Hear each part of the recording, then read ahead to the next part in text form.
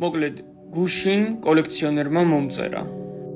თავიდან ვიფიქრე საღამოს საათებში მომწერდა დეტალებზე, რა სპეციალურ მოთხოვნილებებს გულისხმობდა ამ ფიგურის შეძენისას, მაგრამ მითხრა, რომ მომწერდა დღეს საღამოთი და არ გამებედა არავითარ შემთხვევაში ამ ფიგურის გაყიდვა სხვაზე.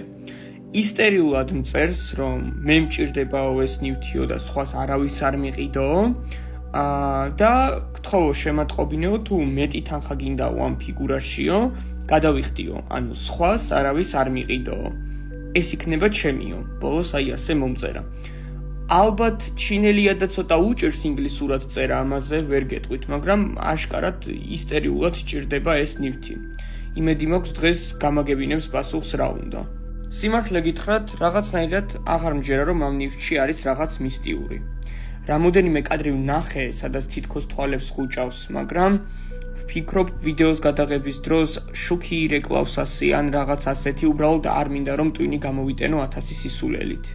ასევე რამოდენიმე კომენტარი ვნახე, რომ ეს ისეთი ფიგურაა, რომელიც გადატრიალებისას ან ხელის მოკიდებისას თვალებს ხუჭავს, თუმცა არა, ასეთი არაფერი არ სჭირს ამ ფიგურას, იმიტომ რომ მყარი ფიგურაა, არ არის შიგნით ჩამონტაჟებული რაიმე სახის მექანიზმი ხელის მოკიდებით და გადატრიალებით თვალებს არ ხუჭავს.